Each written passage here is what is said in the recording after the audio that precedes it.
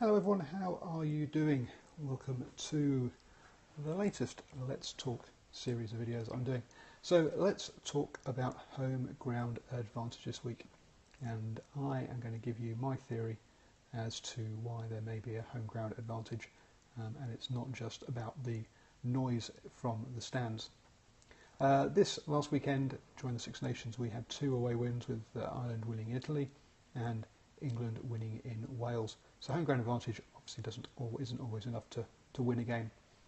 The previous week though, we had two teams complaining about showing up late to the game. Scotland's coach got diverted due to the police escort, and they arrived I think something like 10 minutes late. And England also mentioned that they'd got lost and arrived late at the game, and that might have contributed to their slow start. And this is my theory basically. I think players are very much into their routines. When I interviewed Joe Edwards last year, he talked about how his routine pre-game is that an hour before kick-off he has a massage, and then he looks at his notes so that he's very clear as to what he wants to achieve during the game. And he has a series of bullet points that he runs through to remind himself and get himself keyed in. I'm just reading Jerry Collins' book at the moment, and in that one he says he warms up 15 minutes before the game. Not before 50 minutes and not after 50 minutes, but exactly 15 minutes before the game, every game. So that's his routine, and that's how they know that they're ready for the challenge that comes ahead and gets themselves.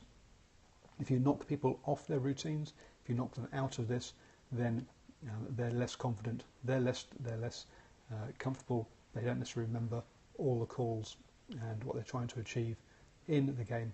And I think that's when you're playing at home, you're very comfortable in your environment. You know where the masseur is going to be, you know where everything else is going to be, and you can move around and get all your pre-game routine in place. When you go away, the ground may not be familiar, you may not be able to have your routine exactly as you want it because of that.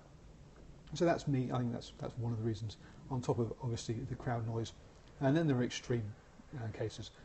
Over in France, for example, in the top 14, they will actually even pick weaker sides to go away and only ever pick their home side as their strongest side at home. So obviously that's an extreme case of why there is home ground advantage, and that's kind of that's the culture of rugby over there. But I think, as I say, it comes down to pre-game routines and players feeling comfortable in their environment. Actually, one of the other things that has just occurred to me that comes up is that the rugby pitch is not a set size. So there are some pitches which are narrower than others, and obviously that will alter how far you can spin it wide and your game plan to a certain degree. And also the in-goal areas as well are one of the bits that are most obviously different sizes in different places. But there you go, and my theory as to why there is home ground advantage in rugby. Thank you for listening, thank you for watching, and if you enjoy what I do, then please click the link in the title and become a patron for as little as $1 a month to help fund me do this and help my rugby addiction. Thanks everybody, and see you tomorrow for the next Let's Talk.